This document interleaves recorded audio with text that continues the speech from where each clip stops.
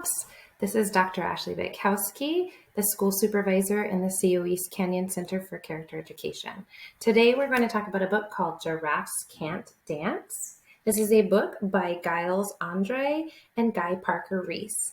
This book is appropriate for grade levels pre-K through 2. It is a wonderful book to teach a bunch of different virtues. So it's a book about Gerald the giraffe who can't dance. He's a bit tall and clumsy, and when he dances, his knees buckle. But it's time for the yearly jungle dance in Africa, and Gerald has to go because all the animals go. He sees how beautiful they're all dancing, and when it's his turn to get on the dance floor, all the animals laugh at him.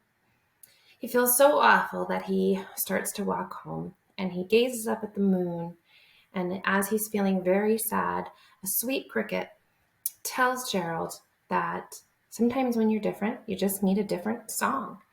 And he tells him to close his eyes and listen to the trees and the sounds around him. Then the cricket starts to play the violin for Gerald, and Gerald finds his groove as he is feeling the nature around him, and he begins to dance. And as he does so, he has these graceful moves, even a somersault in the air, and all the other animals, one by one, start to watch. They say Gerald is the best dancer they've ever seen, and they all compliment him, and Gerald feels wonderful and tells all of the animals that we all have our own song. We just need to find it. So this book is great for teaching citizenship and how to be kind to others or have respect for others. It's also great for courage, as Gerald had to gain courage to dance in front of the animals. You can also talk about compassion, as the animals should have had compassion for Gerald.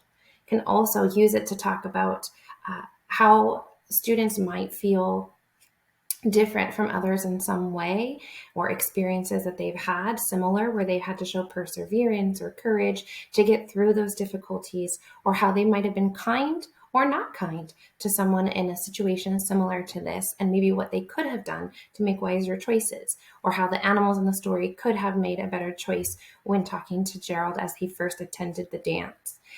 So there are tons of virtues that you can talk about in this with this story. And it's also just a great fun read. So we hope you enjoyed. Please continue to like and subscribe.